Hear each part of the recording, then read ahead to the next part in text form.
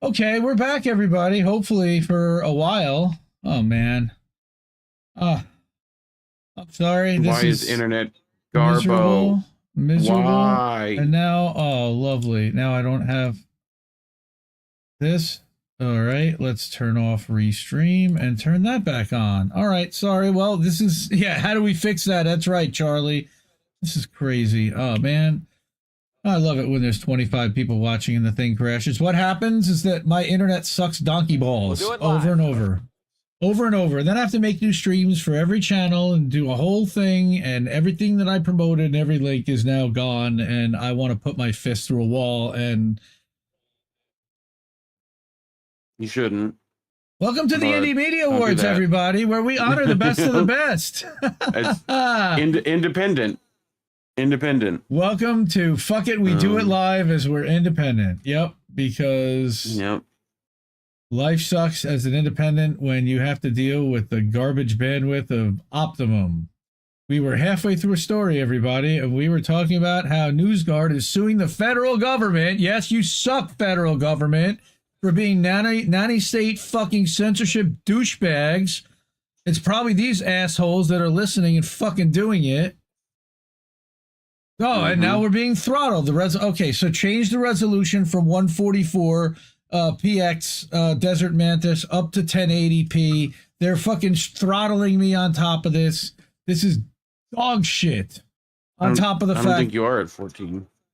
What? But I think you're at 1080. Well, we're streaming it out at that, but what's happening is that Desert is being throttled because YouTube is not liking what we do. So you know what? Yeah. Go over to rockfin.com/INN, rockfin.com/IND left news. We can go over to Or Rumble. rumble.com/C/independent left news. You can go over to rumble.com/C/IND left news. You can go just about anywhere. All right, let's get back to this shit. All right, so NewsGuard is sued for is being sued by Consortium News Indie Media Award honoree. I'm playing the sound because yours isn't working. Now, that cut off at the end. Yeah, I cut it off. It's okay. First Amendment rights of all American media threatened by this arrangement with the Defense Department to defame and abridge the speech of U.S. media groups, and apparently the speech of Indie. And that's Bruce Hafran, Consortium News attorney. And yeah. So when media groups are condemned by the U.S. government, by the government as anti-U.S., and they're accused of publishing false content, quote unquote, because they disagree with U.S. policies. Malinformation. Right? It's malinformation. Dude, I'm hearing feedback in your mic. It's got to be you. You're too close. It's when I'm talking, I'm hearing an echo, which is your headphones to your microphone. Your headphones are too close. When media groups are condemned by U.S. now I don't hear it, or U.S. government as anti-U.S. and are accused of publishing false content, quote unquote, because they disagree with U.S. policies, the result is self-censorship and a destruction of the public debate intended by the First Amendment. 100%, Bruce. So here's what they're contending is that NewsGuard uses its software, and this was revealed in the Twitter files, to tag targeted news sites, including all 20,000 plus Consortium News articles on videos published since 1995, with warnings to proceed with caution. Nonsense. Censorship. Because it's telling NewsGuard subscribers and all the media organizations that subscribe to this garbage crap that Consortium News produces disinformation and false content and this anti-U.S. media organization, even though they took issue with a total of 6 Consortium News articles and none of its videos out of all 20,000 plus. Garbage. The suit comes at a time when many in Congress and elsewhere have charged the U.S. government with using private entities and internet platforms as proxies to suppress free speech in violation of the First Amendment. Yes. All right. Complaint seeks a permanent injunction declaring the joint program unconstitutional. barring the government and NewsGuard from continuing such practices, and more than $13 million in damages for defamation and civil rights violations. And personally, I would be suing for a lot more than $13 million. I think they let him off easy, personally. And I hope they win. Sure.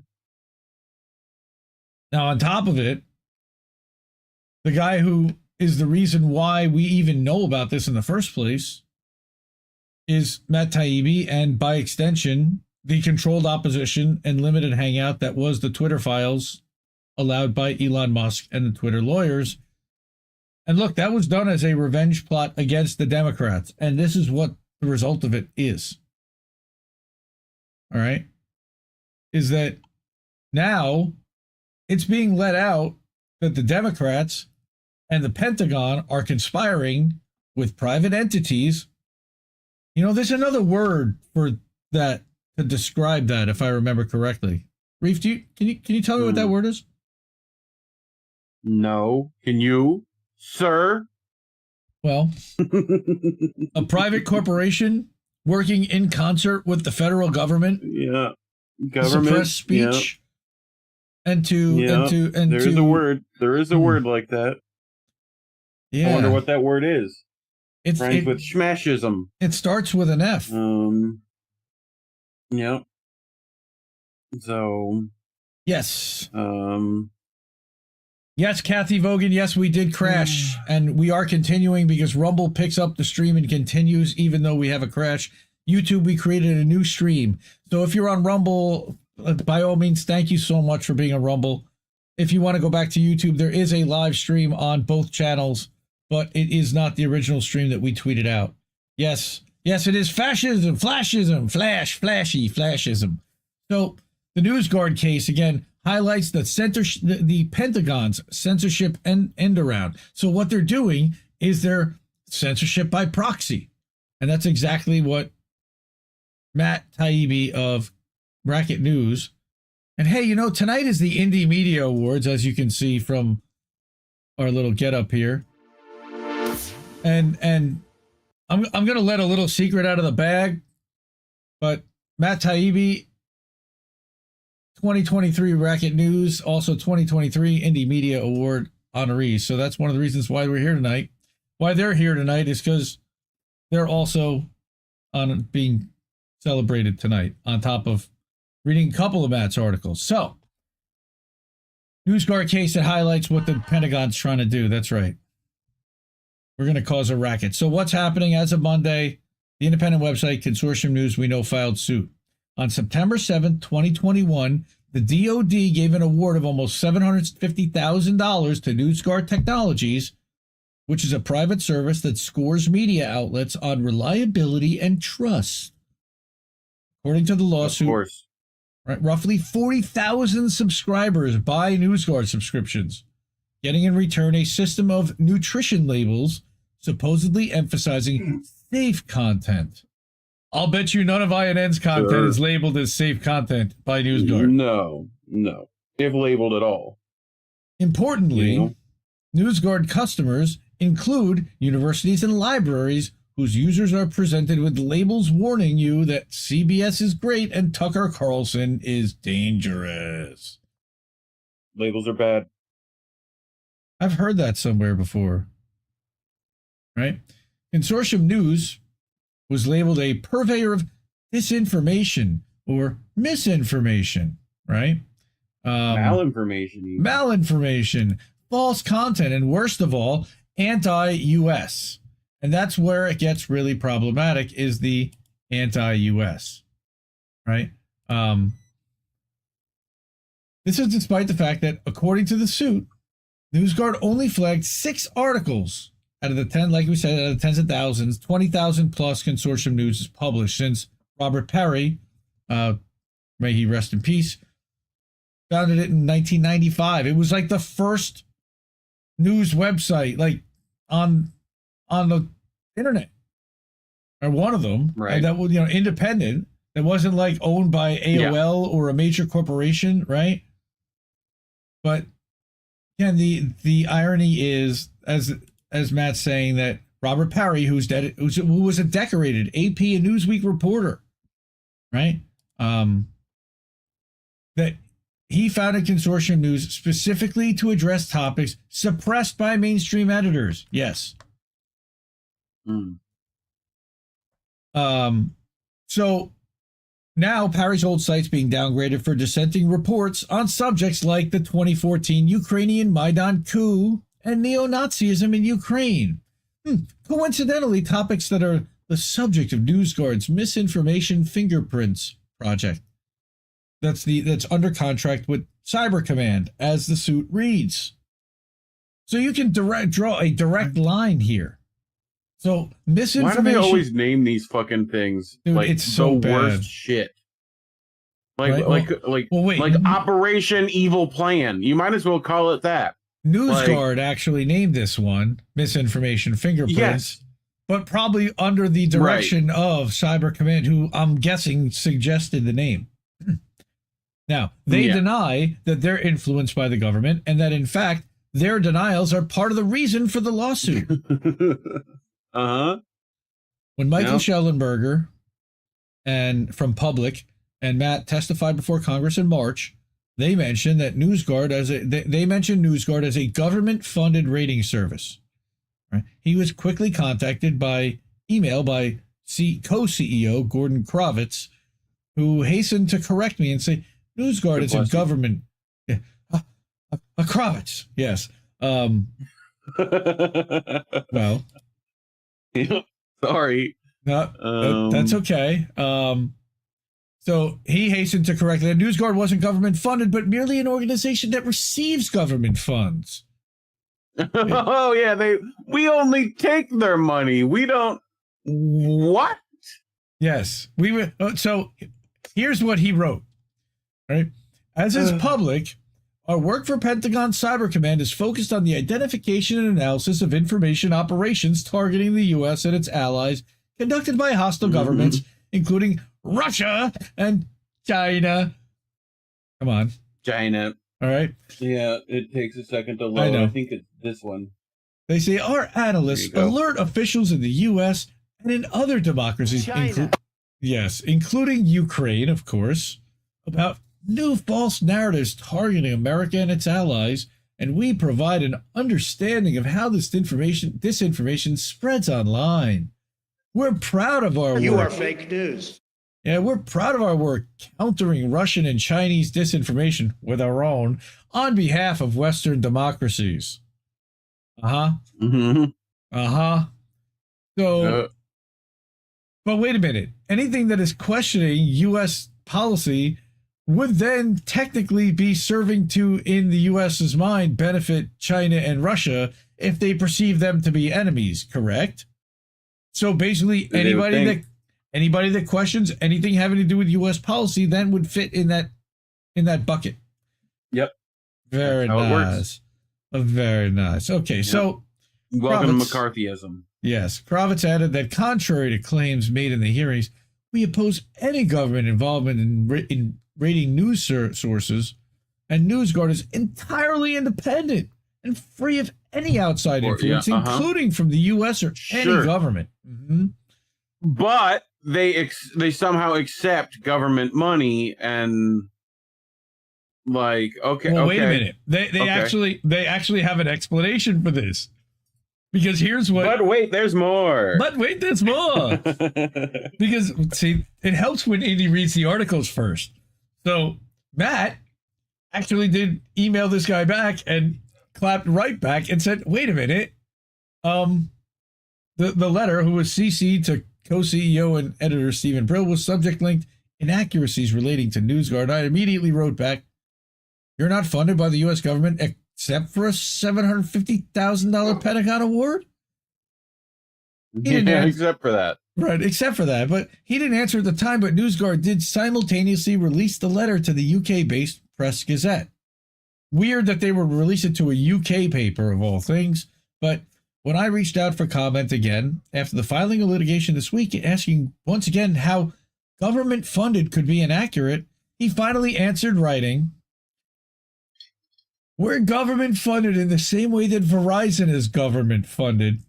because we've licensed data to the government for a fee, just as Verizon has provided telco services for a fee. So they don't do any interpretation or recommendation or manipulation of that data whatsoever. No. They're just providing it for a fee to the tune of $750,000, right? And he added, the government pays us both for our commercial offerings. Our Pentagon contract is a single-digit % of our revenues. Yes, however, and here he says it, so they're government funded, just not wholly government funded.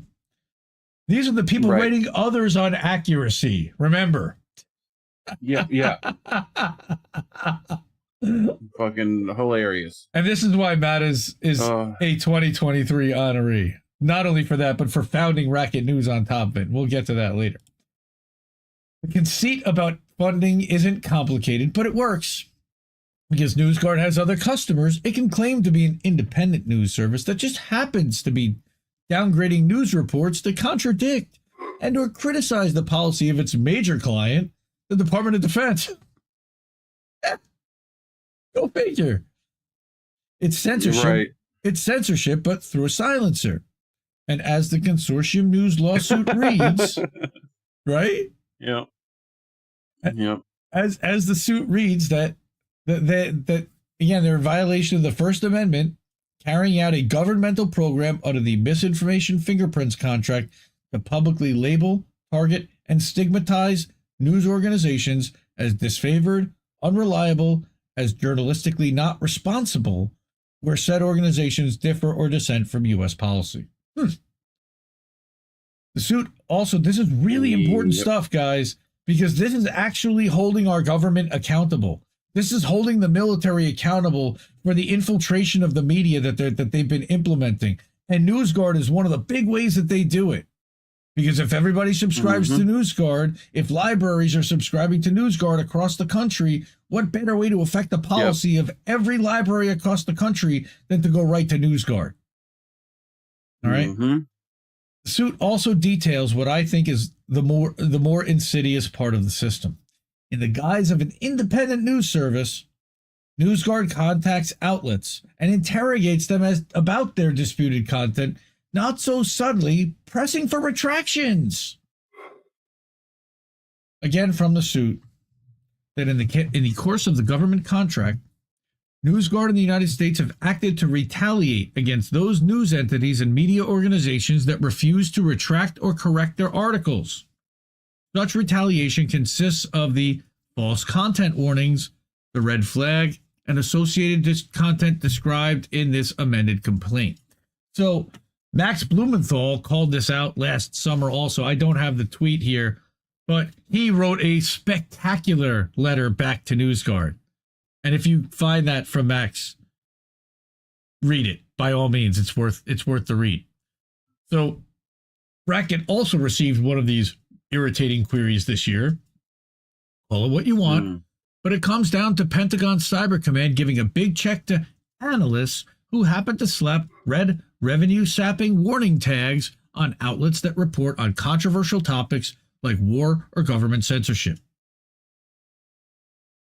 Thanks for that. As I wrote to NewsGuard when they contacted me, quote, media outlets should gain and lose trust based on how they're evaluated by audiences, not paid services, unquote. This system allows institutions like the Department of Defense that have no legal remit to meddle in the domestic news landscape to pressure private media outlets. And they're doing it, clearly. That's over and above the DoD's already hugest on earth by far public relations budget. Oh, yeah. Think of the scale of petty determination one must have to spend over, and I'm going to say this again, $500 million a year on messaging. The military spends $500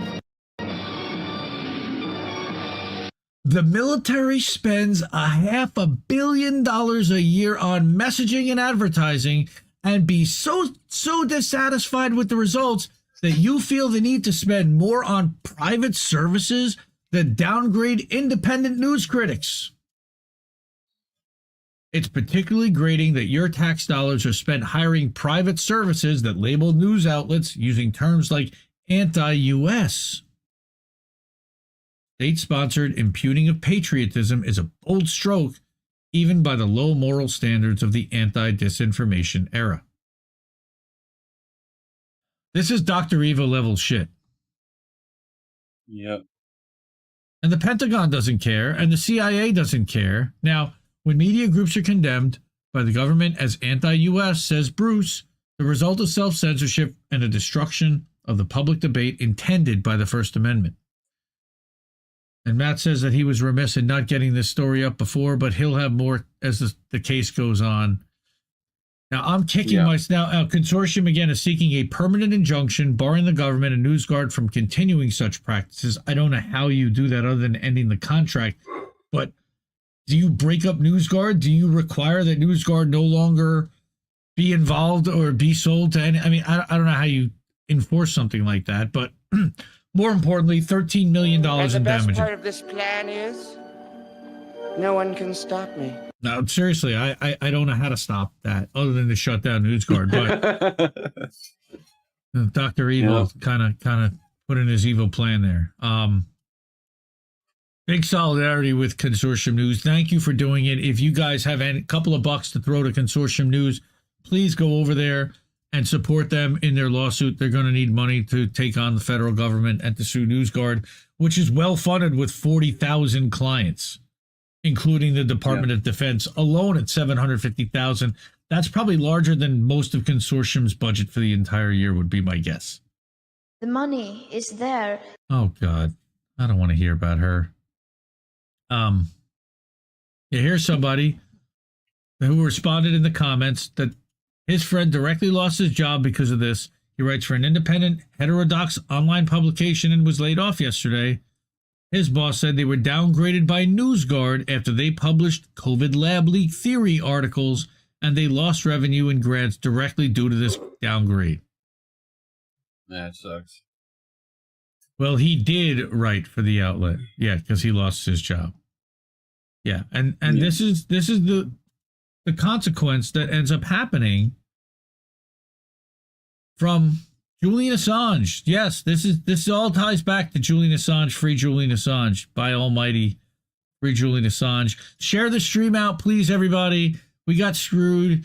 You know, we had a big crash, and on Rumble it's the same stream that it was, but on Rockfin, on YouTube, on Facebook, on Twitter, on Twitch. I think we're the same on Twitch, but everywhere else that we're live, we are we're on a different link than we had before, and then the one that was shared. So please share that out and help us out there. Appreciate it. All right, I got now as a postscript to the Consortium story, it got the attention of somebody pretty famous, Elmo, who responded, of course, who quote tweeted the Consortium tweet where they were announcing the NewsGuard thing with one word: interesting. And that tweet alone had 34 million views and was liked by 70,000 people. Now, including me, which is funny, but of course I've got Elmo blocked, which is probably why they took away the like. All right. But you could see Misty saying Consortium News is an amazing outlet. They regularly cover the Assange case, which we're still waiting for you to form an opinion on, Elmo. I love how she never gives up. And I actually just responded with this, which is their page dedicated from the Indie Media Awards Substack page, saying that they're among the best of the best in independent journalism. Thank you. That is our wonderful, and I'm not going to say it again because I don't want to play the sound again. But they're amazing. And Kathy Vogan, Joe Lauria, Elizabeth Voss, they regularly publish John Pilger. They've got Patrick Lawrence, who publishes exclusive pieces there. They publish Kiriakou. They publish Caitlin Johnstone. They publish a lot of outstanding, high-quality journalists. And again, 6 articles that are even in question. The best journalists. We have the best journalists. They're tremendous journalists. 6 See, the articles. people tell me they say we got really good journalists. Sorry. Anyway, 6 continue. articles in almost 30 years that are in question, and it puts a flag on every single article. It's straight up censorship. It's a way of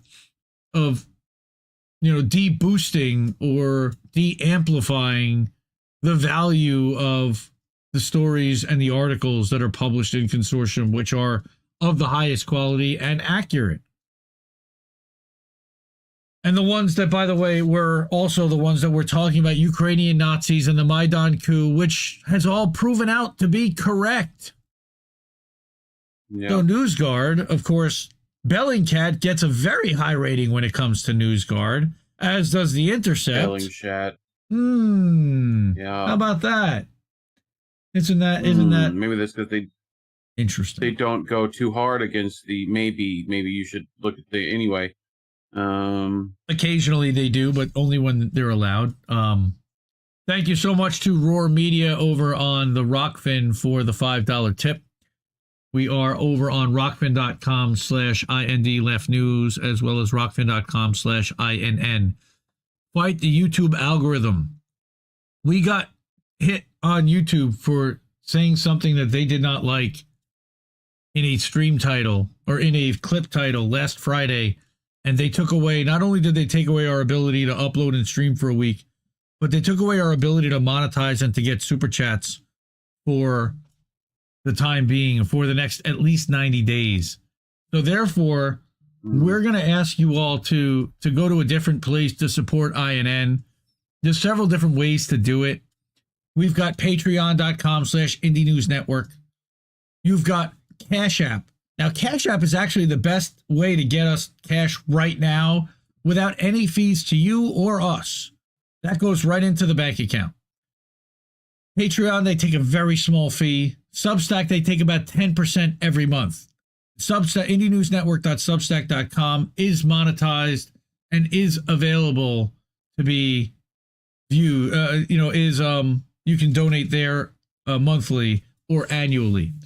Rockfin.com/INN, you can donate one time on the stream, or you can subscribe monthly. It's $14.99, and that gives you all the premium site videos for every single creator on Rockfin.com, which is a lot. And if you call now, we'll send you the guaranteed commemorative pin. No. Well, and then finally, we've got Rumble. Hey, how about that, folks? But we've got Rumble too. So rumble.com/C/Indie News Network or C/IND Left News. You can give a donation, one-time Rumble rant there, or you can subscribe to the monthly there. There's other places too, but those are the best places to support independent journalism and to support what we're doing to amplify independent journalism and to actually read articles from independent journalists so that people get the real story from the people that are doing the work. And sometimes we write our own stuff too. So I have one more article, and it's also by Matt Taibbi before we get to the awards. And I love this one. And I hate this one at the same time. But I love the title. Matt doesn't mince words. Amy Klobuchar, you suck. Why? Klobuchar. Well, people might have missed this week. Now, look, there's a lot of horrific shit going on. And our news feeds are terrible, terrible places right now. All of us, I think. Yep.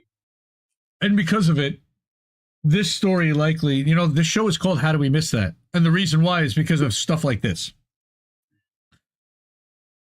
This is a really important story also. And this is more censorship, more nanny state, more Democratic Party-led censorship. It's not coming from Republicans. Republicans have never tried this. Republicans actually love this stuff. They love the ability to say what they want, when they want, where they want, and how. It's Democrats that depends on the topic. But yeah. No, they're not trying. No, even now. Like, I don't see any Republicans. DeSantis is literally removing books. Well, that's true. I mean, You're right. I'm just saying. Even on Israel right now. Both parties suck, Johnson. Yes, both parties do suck. Anyway, yes, more stapler throwing. That's correct, Desert Mantis. So, Amy Klobuchar, what happened here? The Minnesota senator is asking Amazon to censor Substack and Rumble. This is our safe haven. This is our backups. These are the free speech platforms. And he's asking how much more of this can we take? And therefore, again, Indie Left News, Indie News Network, and of course the Indie Media Awards are dedicated to free speech, to seeing Julian Assange freed, who dedicated his life to exposing the truth and exposing corruption. And these guys are trying to shut down any platform where you could possibly expose truth and corruption. So I thought it was extra fitting that we covered this today. And it is by 2023 honoree, Matt Taibbi from 2023 honoree Racket News. So you can hit it with a double.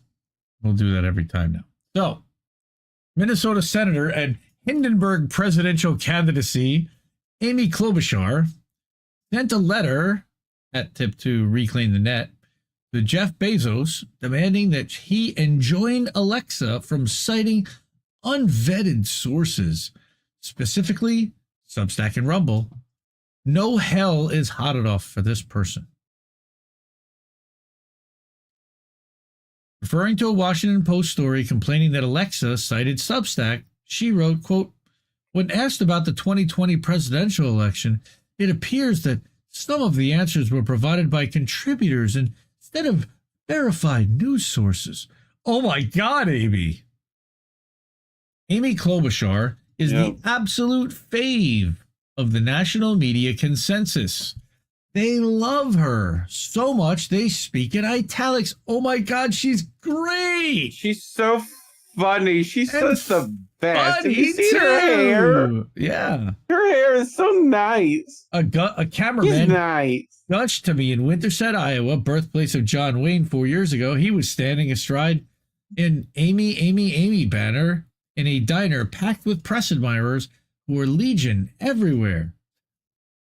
The funny legend came courtesy mostly of one joke she repeated everywhere she went, over and over, clinging to the one time Donald... I remember. I wonder how your hair fares in a blizzard. Literally, there it is. There it is. Yep. Tweeting about her looking like a snow woman, and that was what she said. There you go. The president actually sent out a tweet. He made fun of me for talking about climate change in the middle of a blizzard, and he called me Snow Woman. Oh, she couldn't be So I wrote back, "Hey, Donald Trump, the science is on my side, and I'd like to see how your hair would fare in a blizzard." That's the worst part. So I wrote back on me. Because we don't need to listen to this it's awful. 90 times. It's just awful. It literally, it's same so cringe. delivery every time. Like, she so doesn't cringe. get the response. This is like a comedian doing a joke over and over again, thinking he's going to get something different. But it's the part where the science is on my side. The science is on my side. Like, get rid of that. Too much. Just hit him with the punch. Go directly. How does your hair fare in a blizzard? Like, just go to that. Just awful. Like, right? You're dealing with a fucking idiot. Clap back quickly. Don't try to, like, the science is on my side, and it's right next to my pocket protector, and fucking shut up. Yes, you're gonna trust the science on my side. Anyway, so now national press tried endlessly to sell the public on funny Amy, and always was emphasizing her geographic origin as if she were the media's running mate. The New York Times did an interview over dumplings in which Klobuchar talked about how she thinks about her own humor and power. Oh, God, she's so nauseating. Described her act as a clean, aw shucks approach that conveys her own background as a Midwesterner. She's just a wholesome Midwestern girl. She's going to give you her hot dish recipe, and it's going to be nice. It's going to be very good. You know? Right. So the paper get noted that hot dish out, the tater tots. Tater tots. Cloud Boot Jar could remember many times when people laughed at her jokes. And I love how she laughs easily and can recall dozens of her successful zingers. I literally started using the word zinger this week just to make fun of people. It's such a cringe word. Zingers. You got a zinger. Ooh, she's got zingers against Donald Trump. Woo. Oh, she's spicy. She's got chutzpah. Right? NPR did a segment on how Amy turns to humor to distinguish herself among candidates. Oh my God. With Mary Louise Kelly abasing herself with the intro, quote, in the 24-person Democratic presidential field, Senator Amy, I can't even say this with a straight face, Amy Klobuchar of Minnesota has distinguished herself as a comedian. Oh my God. What's the deal with Democratic Party progressives? Huh? Anybody? U.S. News and World Report went with how Amy Klobuchar's humor sets her apart. Like it was literally just a blanket freaking propaganda campaign. She's funny, everybody. I just flew in from Minnesota, and it's tired. It's like the current thing. They're currently on Israel. They were on Ukraine before, but here it was all Amy Klobuchar is funny. Yes. All right. Barack Obama gushed that Al Franken was now Minnesota's second funniest senator. Oh, go figure. It came from Obama. That her ability to, again, savagely deploy a zinger, there's that word again, would be a critical element in taking on Donald Trump. Yeah. Right? Amy is hilarious. And this is real. This is real. She can legislate, but can she tell a joke? The answer is a resounding yes, as in bring down the house. My stomach hurts from laughing. Yes. No. I'm laughing at you saying you were okay. My neck hurts from cringe. My neck is permanently stuck in muscular frozen position from cringing so fucking hard. Yes, they went with hilarious for starters. It wasn't just that campaign journalism requires every angle to be done to death, killed over and over like Jason Voorhees. Halloween, Friday the 13th reference. But that the press really thought Amy was the best choice. A truth that emerged in the New York Times all-time cop-out co-endorsement of her and Elizabeth Warren. That's not nice. I see what you did there. That's like Klobuchar humor. Look at you using humor. Look at you. Well, aren't I just the funniest guy ever? You're just so funny. Right. Saying, may the best woman win. The paper wrote that Klobuchar would be able to connect to voters' lived experiences, especially in the middle of the country, as the senator talks often with self-deprecating humor about growing up the daughter of two union workers, her Uncle Dick's deer stand. Her father struggles with alcoholism. Like, got the deer stand. We put the ice house out down the lake, and we have a good time. America buys this bullshit repeatedly. In case it's been forgotten, here's how voters, Democratic voters, responded to a candidacy with such enthusiastic backing of media establishment. Amy got 12.2% in Iowa and 19.7% in New Hampshire, where her third place finish, 5 points behind. 5 points behind winner Bernie Sanders, was hailed by the Times as a big surprise, a third place finish. Then came Nevada, where she had a volleyball style setup for victory in the form of a shameful last-minute dirty trick. What happened? Intel community leaks. I really was hoping he was going to tell me that was a volleyball was thrown at her head, but alas, Wilson didn't step up to the plate there. No, she was set up for another zinger in Nevada, all right, where she had that. All right, but of course, the Intel community leaks that were linked to the Times headline, Russia is said to be interfering to aid Sanders in Democratic primaries. Even with her lead... That he went along with. that he fucking went, well, we're going to look into it. And there might be, you fucking cuck. Dumbass Anyway. Russiagated himself. Even with her lead opponent official denounced as Putin's favorite, she got 7.3%, a distant fifth behind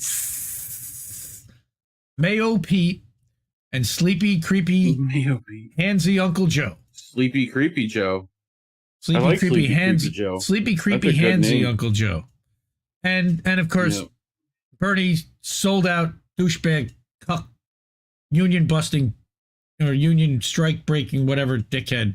Nah, whatever. See what I tell you, Bernie went to the strike, or now Biden went, and now UAW said it. But UAW is another story. I want to talk about that another night, because we'll see what happens when we actually get a vote. But I love reading this part. Some primary numbers that followed for Amy: 3.1, 3.1, 2.2, 1.4, 1.2, 5.6 in her own home state. Mwah! 2.3, 2.2, 2.1. Do you see a pattern? 3.4. Oh, she had a bump to 3%.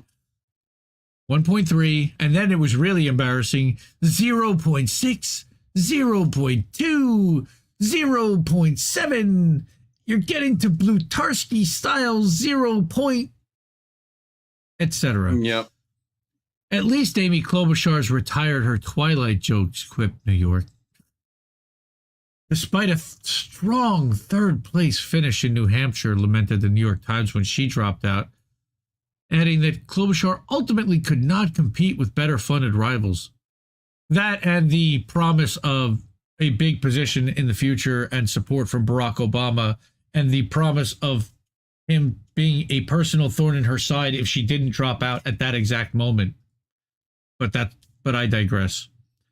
Pokemon go to the polls. No, not for her. The paper moved on to the burning question of what she would do with all 7 of her delegates. All 7. Don't spend them all in one place, sweetheart. We're going to have a pizza party. It's going to be nice. They brought hot dish. You couldn't even give a slice to each one. Actually, you could. Yeah. There's 8 slices of a pizza. It's a personal pizza. Now, this person, whose humor persona was surely cooked up in part to soften a rep for throwing things at AIDS, yes, Stapler Queen, who scored roughly John Blutarski's grade point average with the backing of the national media establishment, who managed less than 6% of Democratic voters in her own state, has the gall to push one of the world's biggest media distributors to disallow voluntary access to contributors instead of verified news sources. Klobuchar wants Jeff Bezos to make sure Amazon's home surveillance robots don't spit out even occasional answers from a wider pool of real human beings, including thousands of independent contributors, like us. The information landscape must be a pure monopoly of verified news sources. Might I also say, fuck you, Amy Klobuchar. This senator to billionaire communique isn't illegal because she didn't phrase it as an order or voice the implied threat of regulation, among other things. If Bezos ends up complying, however, I've half a mind to sue, and I hope he does. Like Consortium News, and that's one of the reasons why I brought this up. If Bezos ends up complying, right, so patience is wearing thin with the relentless determination of government figures, whether U.S. Cyber Command or a Minnesota senator, to weed out independent media from the digital landscape. And I'm going to say it for the first time tonight a lot: support independent media. Support independent media, and this is why. It's not enough for them to have 99% of the informational space. They need all of it. They want the whole thing. Yeah, because any other thing, they'd like, fucking, Well, look, their narratives would be challenged. The 1% of us that are out there, the Indie Media Award honorees, you're literally talking about 68 journalists, outlets, and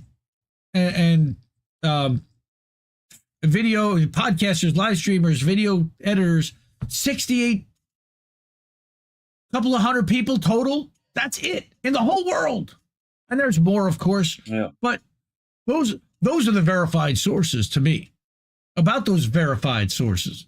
The list includes, of course, the Bezos-owned Washington Post, which gave Klobuchar the idea by producing the original news article complaining about Substack, a subscription newsletter service.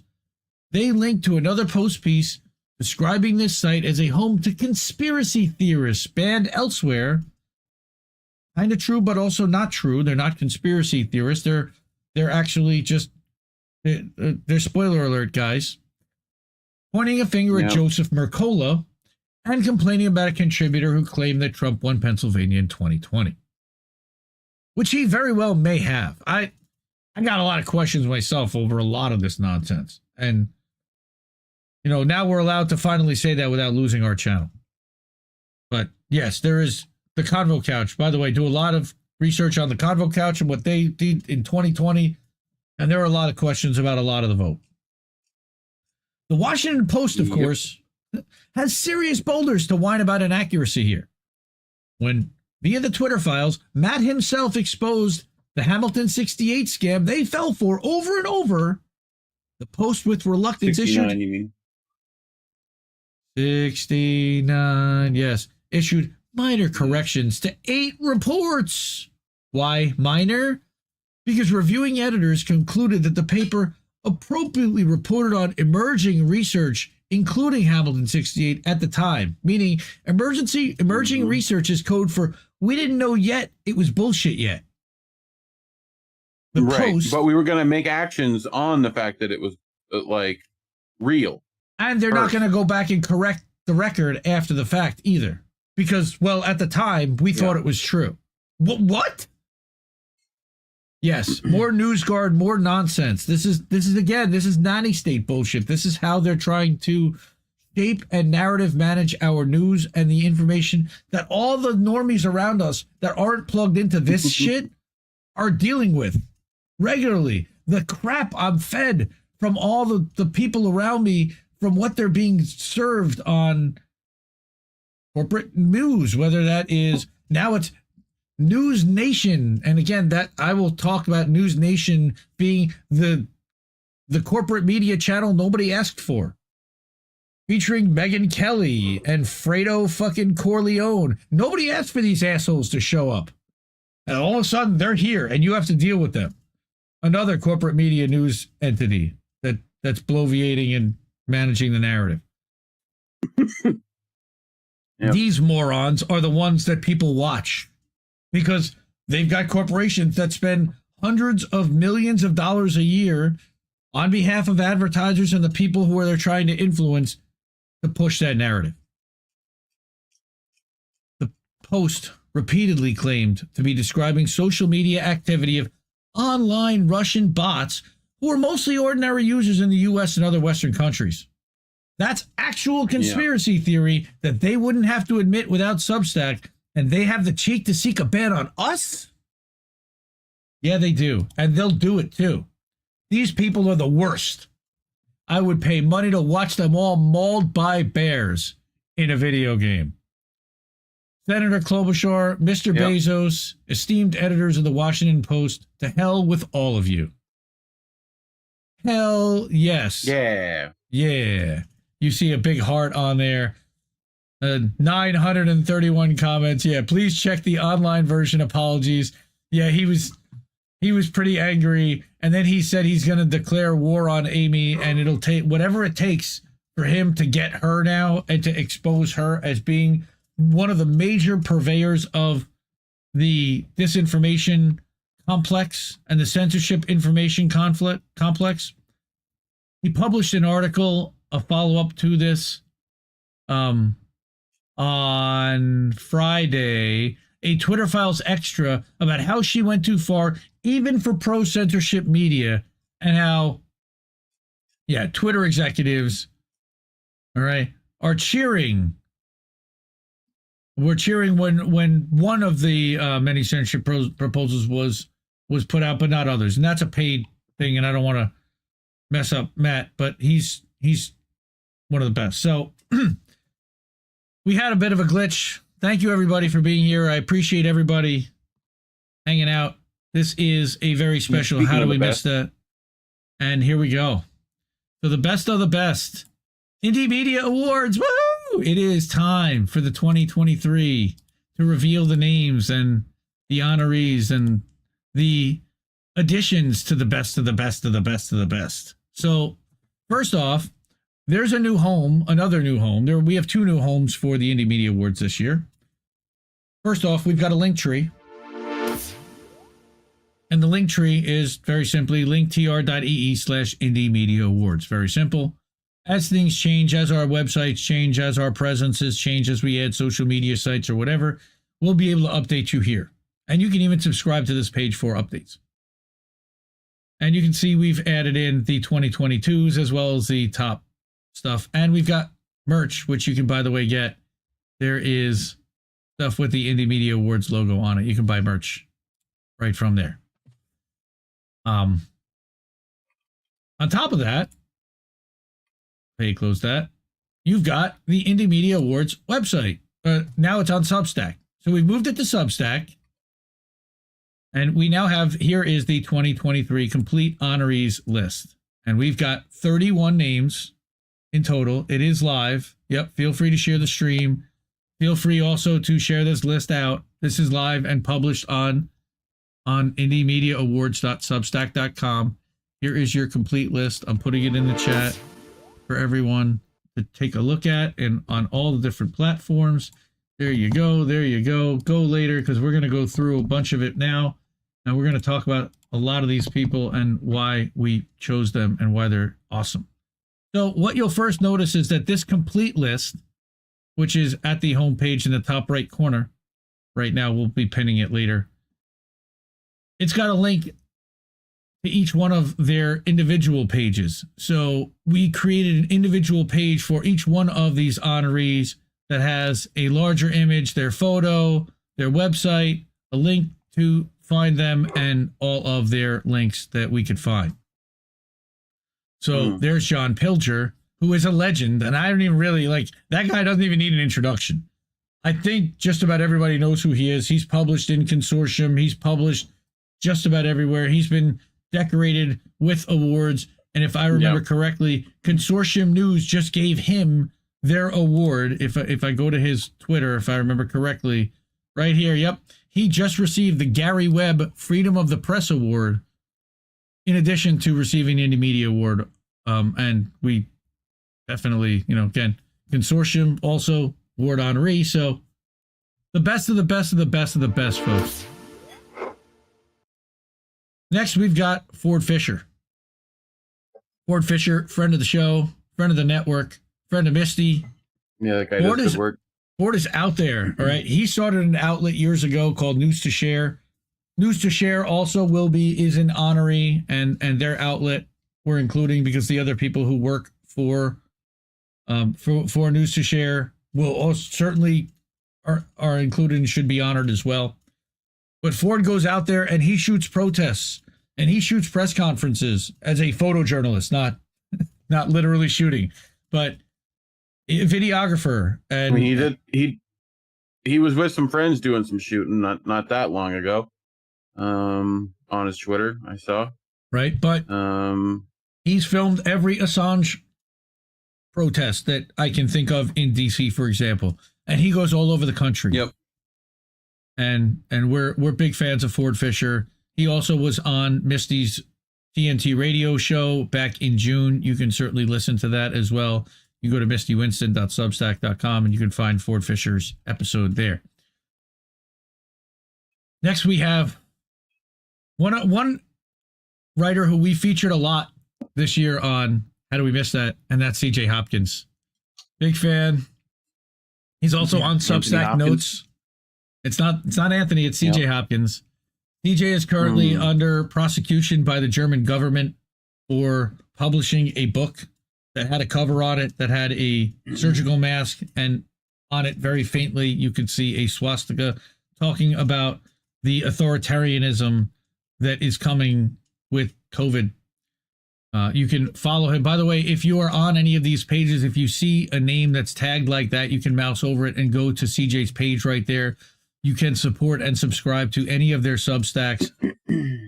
Please do. You can also subscribe via email. I embed, if they are on Substack and they're publishing, I try to embed that as well.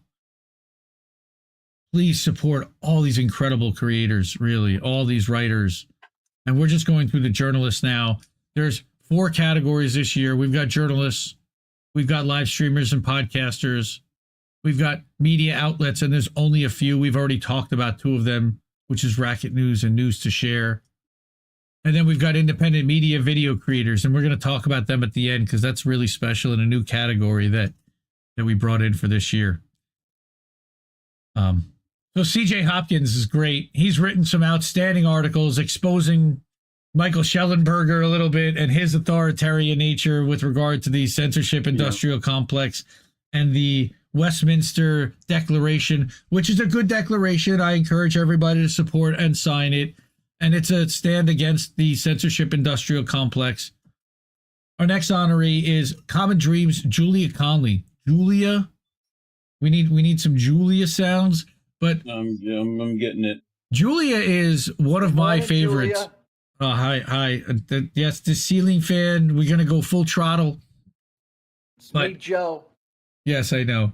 We're gonna save that for later too. But Julia Conley, we've read a lot of her articles on How Do We Miss That. She's one of the better staff writers at Common Dreams. Last year we honored Brett Wilkins, and I was also looking at Kenny Stansel, but Kenny actually left Common Dreams in August. So thank you for all the work that you did, Kenny. Appreciate and wish you the best of luck at the institute that you're at now. So he's looking at the impact of the revolving door of lobbyists to congresspeople and staffers on Capitol Hill. Big fan of Kenny Stansel.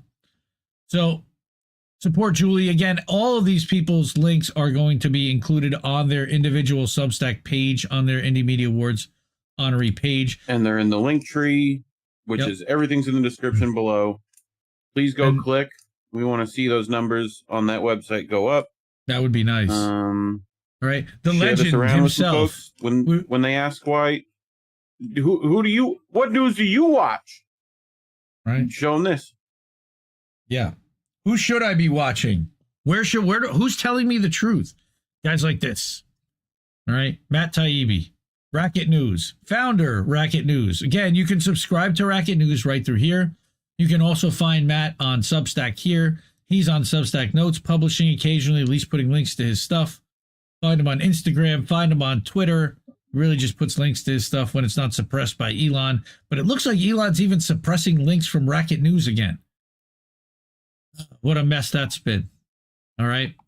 On top of Matt Taibbi, in addition to Matt Taibbi, we have got the wonderful, lovely, beautiful, and fierce, ferocious, relentless Stefania Marizzi. Also friend of the show, friend of the network, friend of Misty.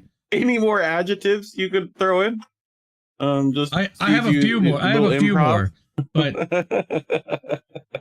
Stefania has been relentless in her FOIA request to expose what MI5 has known and what Downing Street was discussing with regard to the Julian Assange case. Incredible work with the Assange case. Yeah. Marizzi. All right, Stefania Marizzi. She's with .it. That's her website, but she also publishes for Il Fatornico. I'm gonna butcher it. Look her up on Twitter. It's Italian. You channel your New Jersey. Channel it.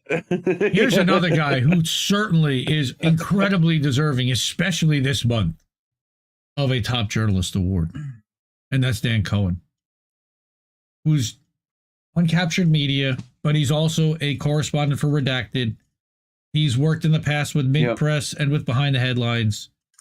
He worked for Abby Martin and for the Empire Files as a videographer and was in Gaza shooting the footage, I believe, for Gaza Fights for Freedom or with her. He was definitely filming Abby Martin at one point. He was showing some footage earlier today on Twitter. If you're not following Dan at Dan Cohen 3000 on Twitter, please do. He is an anti-Zionist, anti-imperialist Jewish journalist who has spent time in Israel. He speaks from experience. He speaks from a perspective that I share tremendously. And, you know, these journalists put themselves at tremendous risk. They also put their careers at risk. You know, they not just physically, but no outlet will touch these guys afterwards because of what they cover and how they report on, you know, on corruption and on what's happening with the military and on the operations overseas that are inconvenient to the powers that be. Operation Evil Plan. Mouse over it. You can see Dan. You can click on Uncaptured Media to go there. You can also click on this icon there to go there, or you can just subscribe via email right there. But again, please support independent media. It's so important. We need it more than ever. Another Assange journalist and an independent journalist.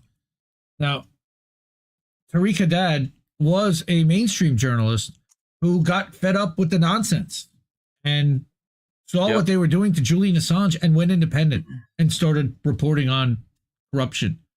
And we honored Tariq, who wrote a really important piece earlier this year about UC Global David Morales case, and with relation to Julian Assange, and he had footage of how they broke in. Give Tariq a follow, support his work. He's on Substack, but he's not actively publishing. But when he does publish, man, you want to talk about zingers, forget Amy Klobuchar. This guy's got zingers. All right? Big fan. Tariq Haddad, support Tariq. Then we've got Dave DeCamp. Also, amazing. Anti-war. Last year, antiwar.com, and that's interesting. I need to replace the image here, but Anti-War News with Dave DeCamp is a show that launched last year in a separate channel in addition to the antiwar.com channel, where Dave 5 nights a week goes through the headlines for about a half an hour. And Dave, if you're watching, which I'm betting you are, bro, I know we're independent. I get it. Your website, you got to call somebody. Like, it looks like someone made it in like 1999. That's Connor Freeman and that's Scott Horton. We can talk to those guys too. But tell somebody. Anti-war does have hire a very someone on 90s, Fiverr, something. Does have a very 90s text feel to it. I use it every week, Dave. I literally, I look, your articles, excellent and short. By the way, short articles, you could read them. Like, they're like 4 paragraphs. Yep. They're great. Go read. But like, your website could use a little more zhuzhing, is all I'm saying. You know, there's a lot to it. And in order to zhuzh it and move it to something else, it's going to need a lot of work. Gonna need somebody, and go support them. I'm sure they need money to do that. Now, again, Anti-War News with Dave DeCamp. They're on Apple Podcasts. They're on Rumble, Odyssey, YouTube, Telegram, Instagram. They're everywhere. So follow Anti-War, follow Anti-War News, support this anti-war effort. My co-host Colin in the chat reads his articles a lot on INA News. Yeah, I usually pull a couple. He usually writes in a way that I can do that. So very good stuff. And it's got to razz you on your website. A late addition, and that's at my own fault, but I added him at the last minute to the list because he's certainly deserving, is Sam Husseini, who has been in the White House and in the White House press correspondence room this year. But he's been doing outstanding work as an independent journalist. No, they do not. But he's been doing outstanding work as an independent for 25 years. He's on Substack, so subscribe to him. He's got a link tree. He's on Gab, believe it or not. He's one of the few Indie Media Award honorees on Gab. So I'm happy about this. Again, all these pages, by the way, are public and live at our Indie Media Awards Substack site. All right. Now we get into the outstanding independent live streamers, and a lot of these again are friends of Indie Left, friends of INN, friends of Misty. You see them and hear them a lot on Misty's show, and you'll see them a lot in our Substack in the articles that we share. When I used to have a website Link in the description. When I used to have a website that aggregated all the independent media into one site, all these people were regularly featured. And we've got, just to go down the list real quickly, we've got Gordon Dimmack and Shanda Masta from Beauty and the Boomer, as well as Oz the Boomer LaFave. And we're going to show each one of them their pages. Gordon, Radical. We've had Gordon on INN. Does great stuff. I think me and you did that interview. We sure did. I was so excited. I was so excited to talk to Gordon. I adore that man. He's terrific. Primo Radical, who does some of the best interviews in our space and asks some of the best questions. JB, Shanda and Oz, if you're not subbed to them already, they do great stuff, like legitimately. Like that's a great show. Please go watch them. Saturday Night Beauty. They put a lot of work in. But Shanda also does Trailer Park Pundit, and this is why I want to go to their pages so that you can see who they are, what shows they do. You've got links to subscribe to them on YouTube, Facebook, Rumble, Rockfin, everywhere that you could possibly find them, as well as to connect with them on Substack.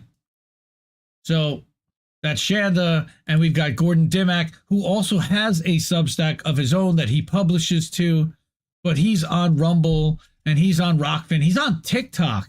Gordon does a ton of stuff on TikTok, if you didn't know. Of course, he's on Telegram and Twitter. He's on Instagram occasionally, but he does publish here to Substack as well. So you can follow Gordon here. Then we've got our friend Oz the Boomer, who's friend of the show, friend of the network. We support each other, good buddy of ours, but he also is an outstanding live streamer.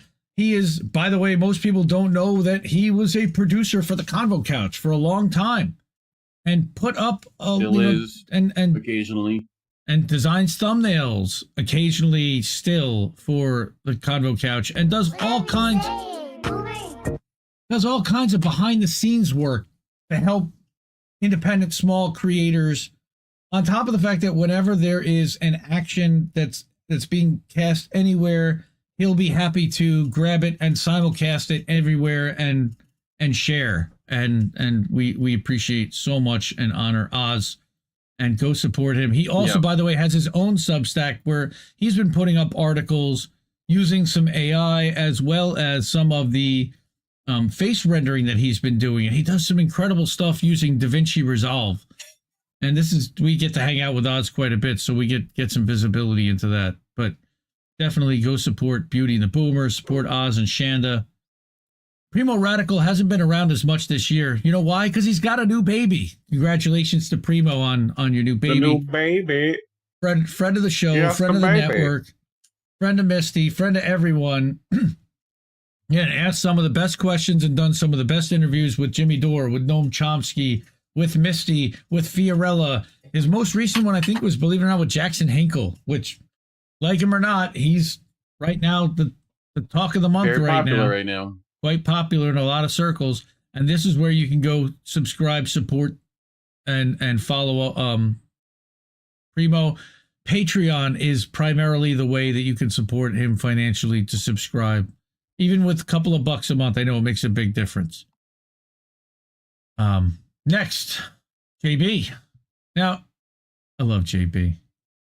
JB's a good friend. And we've seen JB basically grow from nothing, from nothing as a live streamer, evolve as being a guy on RBN. Or at that time, Fred Hampton left us, and then start his own channel and build up and have incredible guests and do great interviews and talk about mutual aid and share the perspective of somebody who is going through it on dialysis and he's raising money for to give away stuff to homeless people, and he's been through hurricanes. I mean, JB's been on INN News a couple times, right?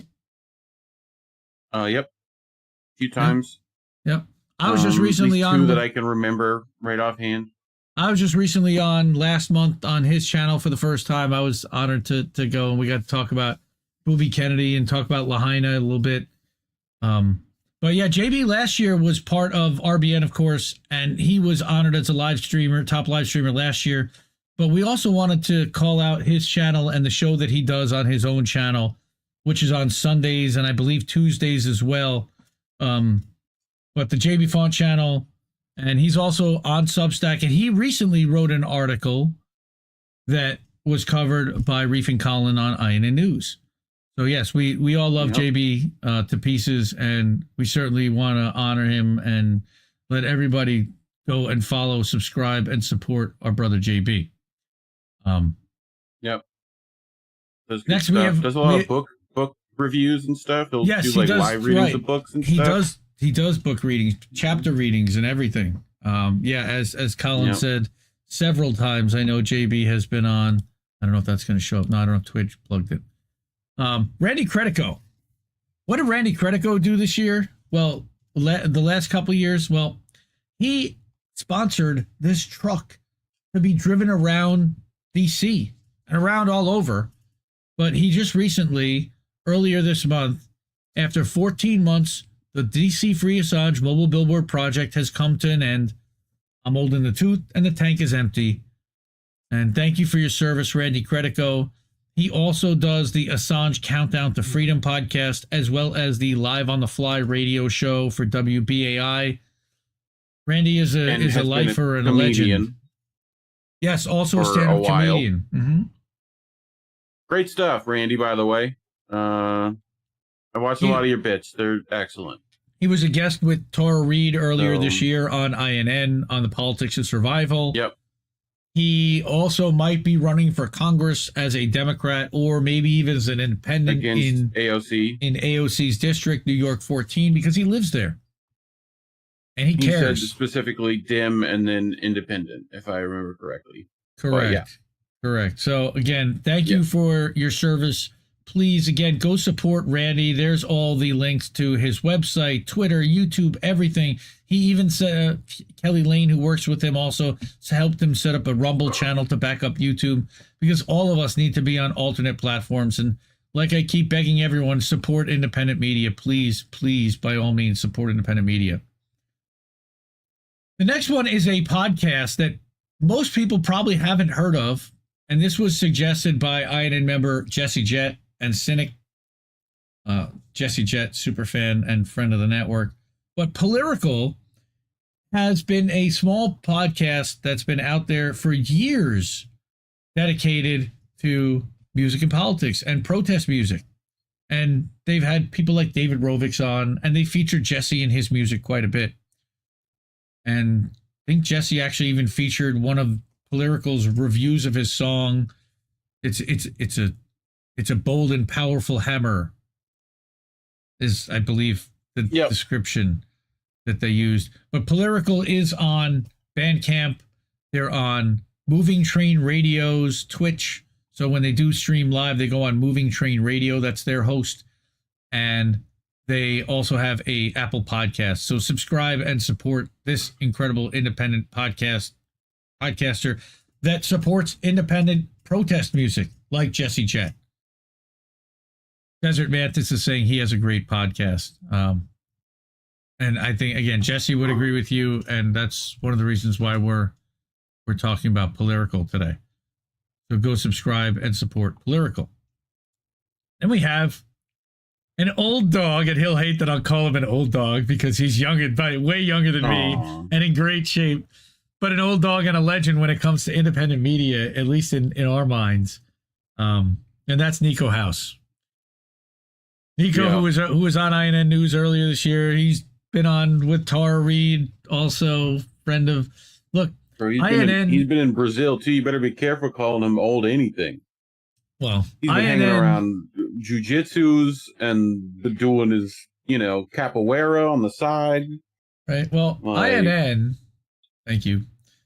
So INN is a network that was modeled after the model that Nico had pretty much started at MCSC Network.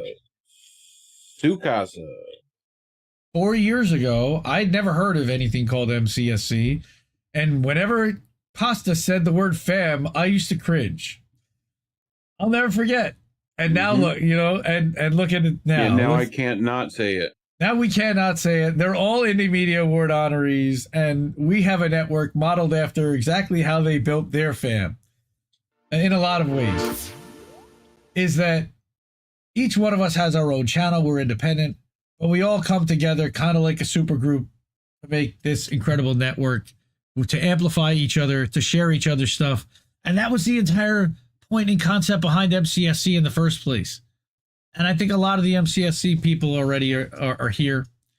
You've got all of Nico's links, but not only did Nico found MCSC, he then kind of turned around and he had a rough patch, and he lost both his grandparents, and we kind of became a little friendly, and he had a tough year, and he moved to Brazil, and he started this organization called Hotspot, and it's blowing up. I noticed it's got over 100,000 followers on TikTok already, if you hadn't known. Yep.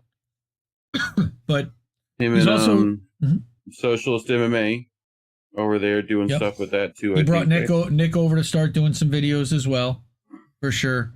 Yeah. And but yeah, that's Nico, and we definitely honored Nico for all the contributions that he's made to the independent space. One of my favorite interviews is with Nico. So now I got corrected last night when I reached out to James Corbett, who he's incredible. I mean, if anyone doesn't know James Corbett from the Corbett Report, you need to. He's everywhere. He's on every video platform you can imagine, podcast platform. He's got a Substack, and I would certainly encourage you to subscribe there. One of his most recent Substack articles embedded a video where he's talking about Solutions Watch, and he's talking about the travel ban that's upcoming, and how to prepare yourself for 15-minute cities, and how to kind of opt out of that whole system, and what you can do. Build a bunker. Sorry, no. On top of other things. So originally I called him a live streamer, and he emailed me back at 3 a.m. He said, "Wow, this is great. Thank you so much. I'm honored." What is he like? Is he like good at peeing? Is that what it is? Well, that was the Jimmy Dore joke, yes. but instead of technically he's more a podcaster. I haven't stolen that guy's jokes before. He uploads to BitChute, to Rumble, to Rockfin, to Odyssey.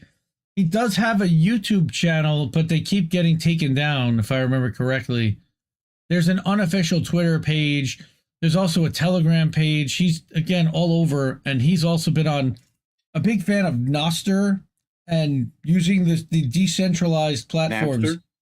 Nostr, N-O-S-T-R, which is very complicated, but a decentralized version of Twitter. And I'm not really sure exactly how that works, but I need to get more into that. I tried signing up for it. I really didn't understand how to use it. I just need to dedicate some more time to it. I'm old man. I can't use technology. Yes. Another incredible podcaster, live streamer who I discovered only after we got to Rockfin was Charlie Robinson. And he's also in the 2023 class of honorees of the Indie Media Awards.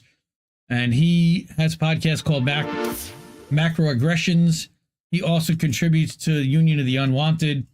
He wrote a book this year called The Octopus of Global Control, and I've got a link to his book right there. There's always the macro, and then there's the micro. Right. I thought that was anti-Semitic, the octopus. Isn't that what Greta got upset about?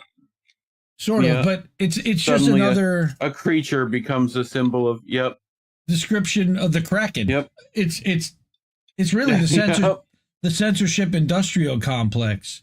It's really, he's describing, just like everything else, and how to prepare. He also has a TNT Live weekly radio show. That's an outlet, I probably should. TNT, by the way. I probably should have, TNT is. Go ahead.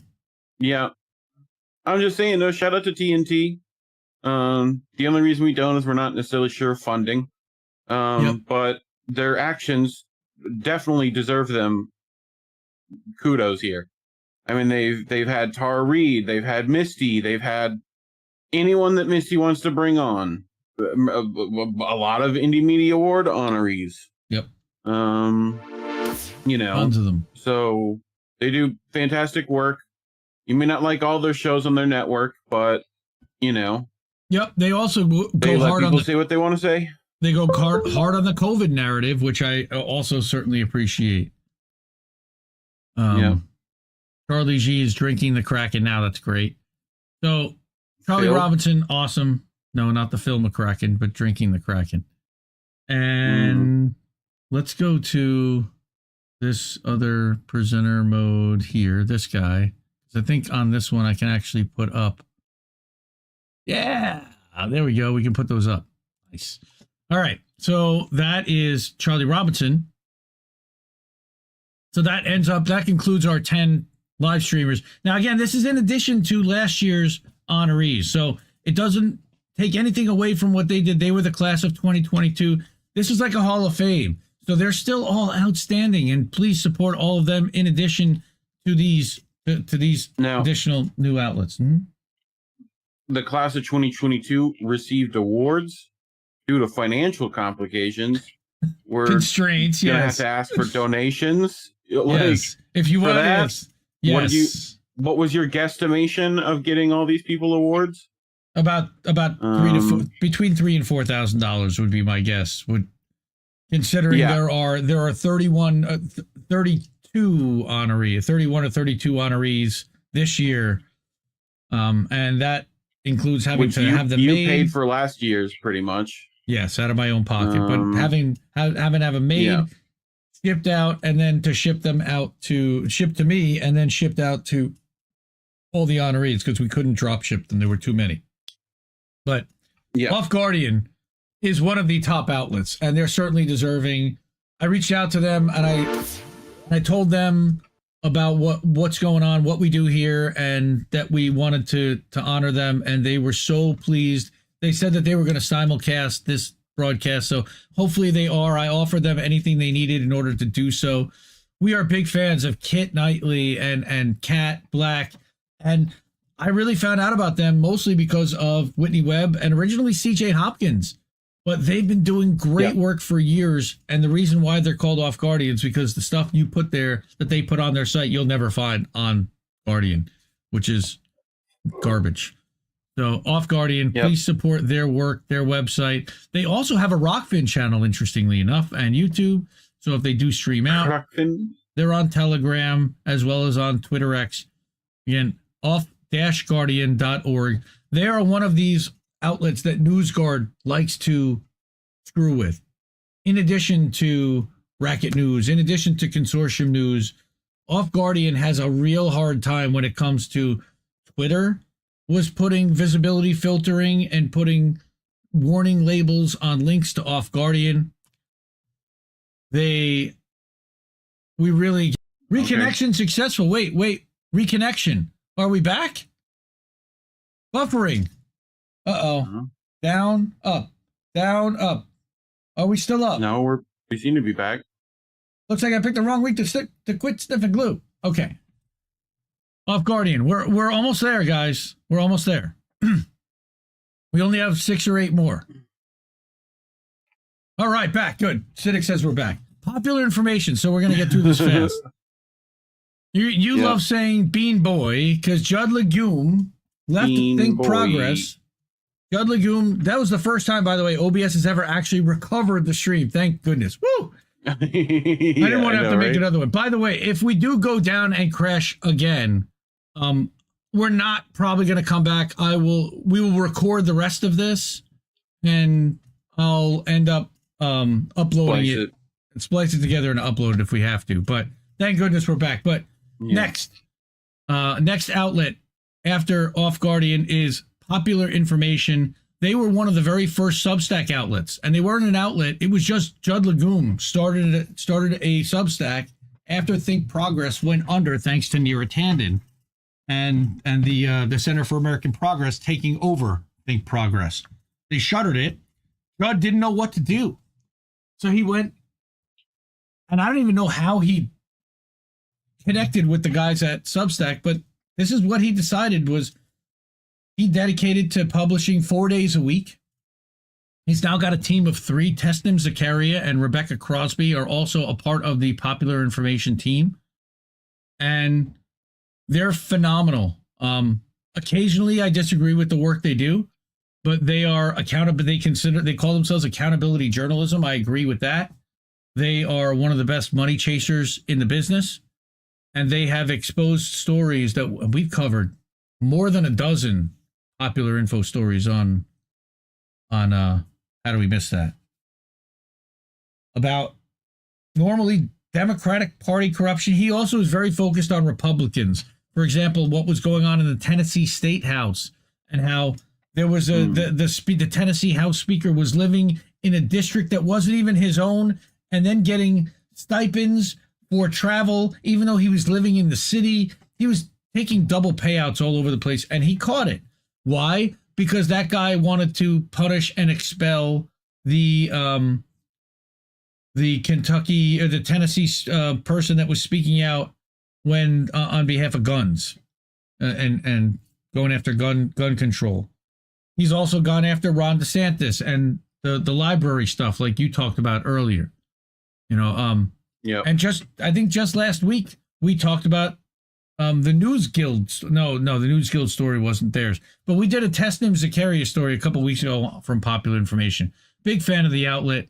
Please support them. They're making an offer right now. I think it's $40 a year. You can subscribe to Popular Info and get premium access. And really, he doesn't put anything behind a paywall, which is one of the big things that I'm a big fan of. Not paywalling your content and standing on the quality of your work.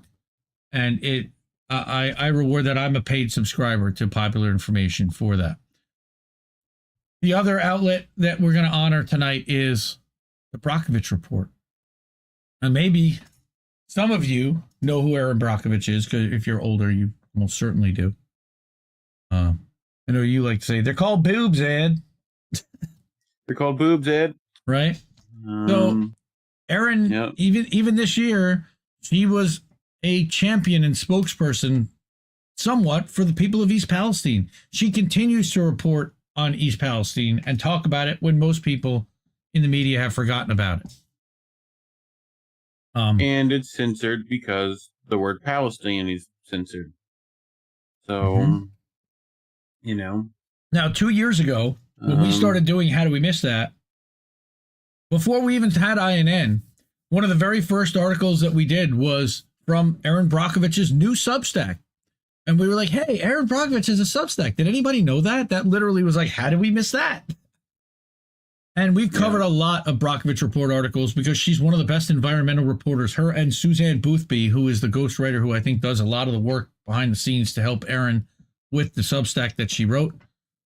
Go to thebrockovichreport.com. You can subscribe to that for free, or you can support. She also has a website, Facebook, Instagram.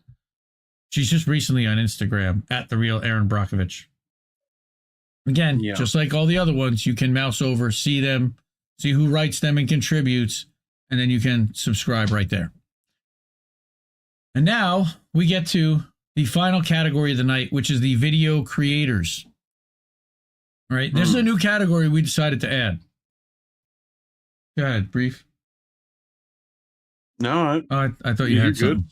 So, video creators, like people were saying last year, there's a whole bunch of people that you could include that certainly create media, but they don't live stream. They don't write.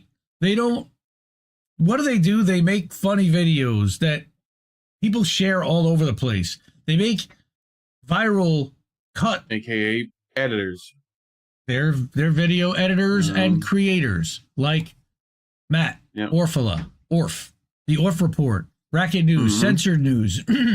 He actually put something out today on Racket News. He's a contributor to Racket News. Has his own Substack. He's been censored off YouTube quite a bit. He's talked about the COVID narrative. He's talked about Joe Biden stuff. He's talked about, you name the topic. He's been able to assemble a collage of corporate media narrative stuff that proves that when media is trying to blanket push something and exposes that. we first all learned about Orf back in the Bernie. He made a Bernie video that went viral early on for the campaign. And yes, Charlie G also is an incredible, by the way, video creator and editor. I wasn't able to get her on the list this year, but certainly she keeps doing what she's doing. She'll be certainly here in the future. Joe, our brother Joe. And I had a lot of reservations about putting somebody from INN on this list because it's almost like you're giving yourself an award in a way. But while Joe this guy deserves it. While Joe is INN, he kills it. He deserves it. He kind of is on an island, even though he puts a lot of stuff out that has the INN logo on it. So I don't feel guilty in including him in this group because he is one of the top video creators. He's helped us make videos about Chris Smalls. He helped Reef and Colin make the intro video for INN News. He's helped me make intro videos. He actually put the original one of the indie Stitch Assist videos or the INN video. Joe's awesome. So follow Joe. Joe's also had his Twitter taken away a few times. He's been on TikTok, if you haven't known. But if you could follow him, he's got a couple different accounts on TikTok in case they ever decide to throw him off there. He's already prepared. And he's on Facebook and Instagram. All Joe's links are here on this Substack page. Another good special mention, Micmac Pollen. This is a video maker. Does great stuff. Misha, yes, for sure. Misha. Yeah. Misha and Charlie. Producer just a couple for names the Jimmy Dore show. Look, man, we don't get everybody every time. It's not a complete list of everybody. We always are missing people, but these are the people that we have consistently some over for next time. Year. Yep. Case. Happy birthday, Case Study QB, who's on a cruise and he's out of touch right now. Right. Also, right. Joe made the Powerless video. Thank you, Cynic, for that reminder. Yep. But Case Study QB, somebody said to me today, I think it was Colin, Case, what about Case? Well, what about Case?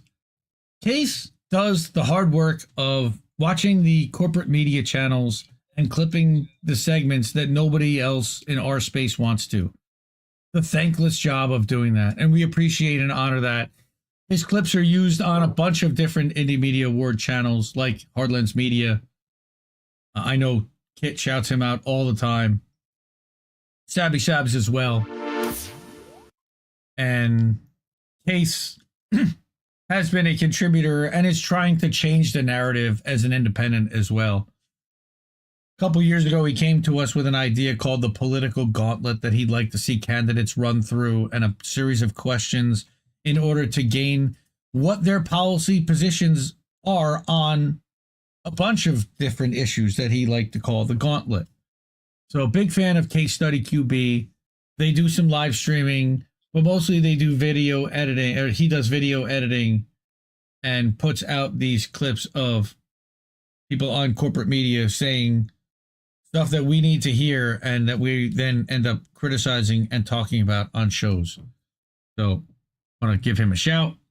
Follow again, YouTube, TikTok, Facebook, Instagram, also on Substack, but not publishing yet. Now, this is a guy who's incredibly humble and said, there's no way I deserve one of these, but yes, Turncoat Don, you certainly do. Don has made some awesome videos. He made the videos where he puts independent personalities and splices them and superimposes them as if they're appearing on corporate TV. And that's one of the many things he does. Yes. He also talks about, he spliced stuff together. Big fan of Glenn Greenwald, Taibbi. Versus series he's done. Right. If words were violence or whatever. If words were violence, where one opponent is getting smacked up all the time and it's a knockout, a fatality by the end of it. But yes, Turncoat Don is great. So you can definitely go follow and support and subscribe to Turncoat Don wherever you can. He set up a Rumble, but he doesn't have any videos up there. I've been begging him to back up his YouTube because at some point we know that the censors and the nanny state's going to come after him there. I've also asked him to potentially set up a Substack because that's where people could really follow and even donate and subscribe when he puts out new stuff and unfiltered hit people's inboxes with that. So next, we have a much smaller, but certainly no less worthy contributor and honoree, friend of the show and the network, who I just discovered this year, and he just started doing this year. He just finished episode 39 of the Independent Review, and his name is Ryan. And what Ryan does, I have a real affinity for, because he kind of takes the concept of what I was doing at Independent Left News in aggregating the best of independent media. He's doing it with video. He watches hours and hours and hours of video every week and then takes the best segments from 6 or 7 or 8 different live streams and stitches them together into one live stream, 2 or 3 hour uploaded video that he then pushes out to all of his channels. He's featured INN. He's featured AM Wake Up with Steve Poikonen. He's featured The Last American Vagabond and Rebunked with Scott Armstrong and Unlimited Hangout with Whitney Webb and The Conscious Resistance with Derek Bros and Corbett Report and Charlie Robinson's Macroaggressions podcast. He's featured a rotation of a ton of different independent creators that I'm a big fan of what he's doing. And I've seen him grow from pretty much the time he launched and had no followers. And he's got a few here and there. He certainly deserves a ton more. So if you haven't followed him and you don't know Ryan from the Independent Review, go follow Ryan at all his channels over here. He's again on YouTube, Odyssey, Rumble, Telegram. One of these days we'll get him on to Rockfin as well. I think he needs more subscribers in order for Rockfin to consider that. So let's support him and get him onto Rockfin by getting him some more subscribers and support independent media and independent aggregators and editors. And that's what he's doing. He's editing a bunch of different stuff to create his own unique thing, which is what we do. Yep. And then finally, we have our 31st and final entrant, and then we'll get to boats. And that's Postuopolist, friend of the show, friend of the network. I think everybody has seen or watched and shared a video of Postuopolist, who also used to be called Dirtbag Leftist. So twitter.com, x.com/@dirtbagleft1. And that's the only place you'll find him, by the way. I messaged and I was like, are you anywhere else? Like, I used to be on Reddit years ago, but that got ridiculous, especially after Ukraine. They kept knocking my stuff off. So, no, we're just on Twitter. I'm like, please, I beg you, set up something as a backup because censorship with Elmo is terrible. And if they knock you out, all that amazing content you've made is going to get lost, number one. And number two, we're going to lose you. How do we even know if you're back? I mean, you'll have to make some great videos and then we'll have to figure it out and help you rebuild. And I've helped several people do that. And that's one of the things that we do in Indie Left. So that is our 31 for 2023. That is, again, in addition to the 20 some odd, to the 38 from 2022. Our 2022 list. You can go to right here. Here's the 2022 list on the homepage. You've got our complete honorees, and then by category, each individual one. Yep. I'll Show also people be one of those awards they can help fund. You know, and where they can help fund that at. Well, You where should they have can a help picture of one of the honorees with that. where they can help fund it is there, but the honoree, I'll have to grab that somewhere else. Yeah, you have that somewhere. Yeah, I just posted that recently in a chat, so here it is. Here we go. But if you can, we are looking to fund awards that look like that. Oh yeah, that guy. I think you all know who that guy is.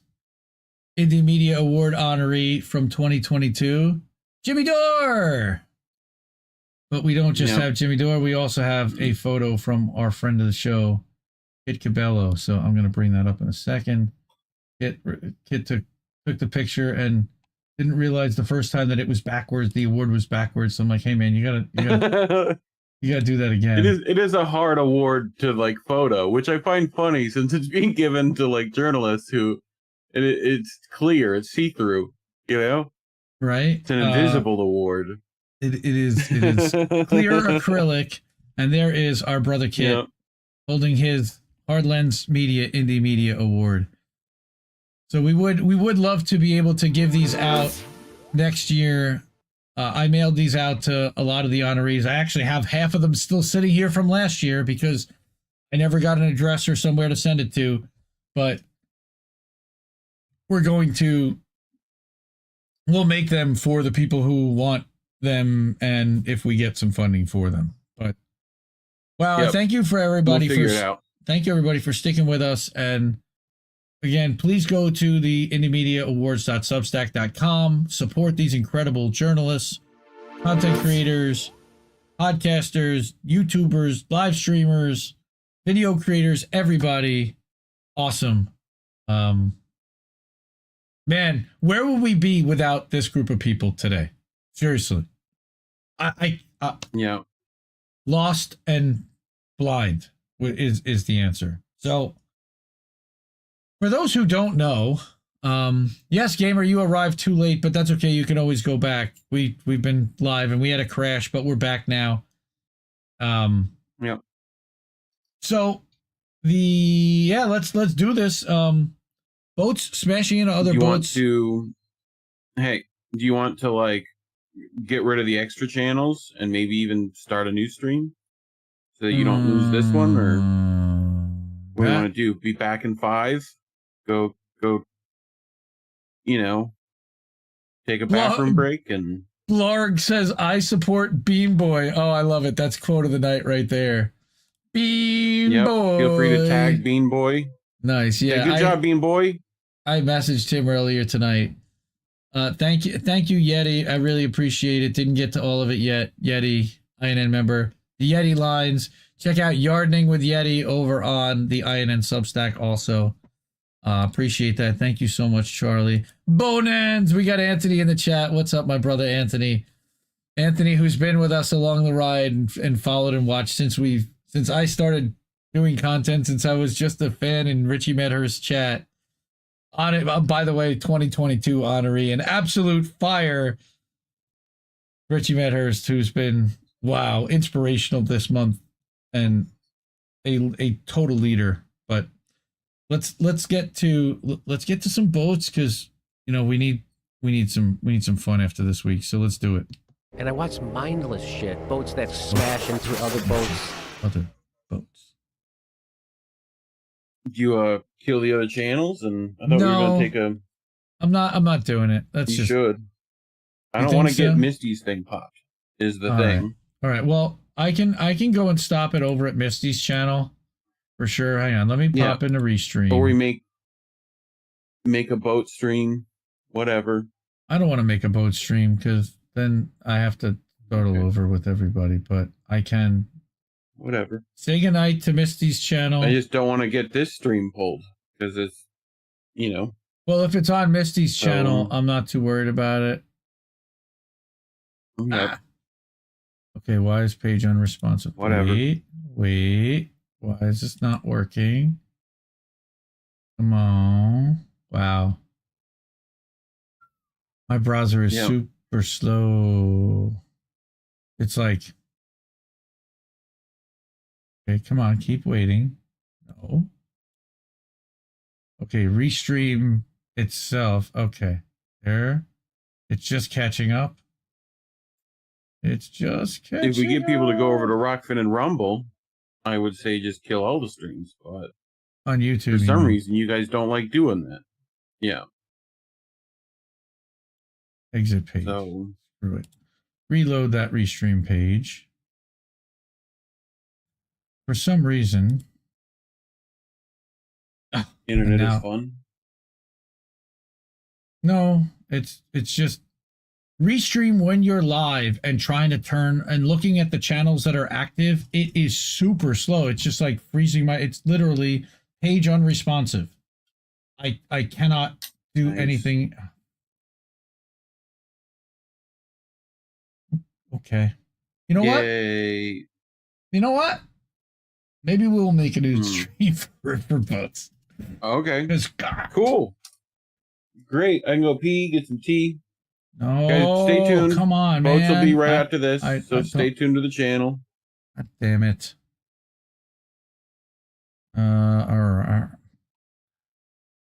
Because I don't have an outro. I don't have anything. Kill the streams. All right. Well, I'm gonna hit the. I'm gonna kill it, and I'll hit the kill switch, and we'll make a new one. So come back, everyone, for boats. Okay. Night, everyone. But we'll be back. Come back. Indie News Network, collaborative family of independent content creators. Co-hosted normally by me, Indie. I'm founder and editor of Indie Left News and Indie Media Today. I got Reef Breland sitting next to me. At Indie News. Is Andrew Rivera on The Handsome Cynic? It's Politics and Survival. My name is Jesse Jett. It's American Tradition. What's up, Space Monkeys? Welcome to Political Fight Club. I'm Robert Durden. I mostly make art for INN. Big Man Crab Joe. Keep up those great videos. Hey guys, it's Yeti. Coming at you. Hello, my name is Lucy from Blue Moon Red Wine. This is Chris Legion.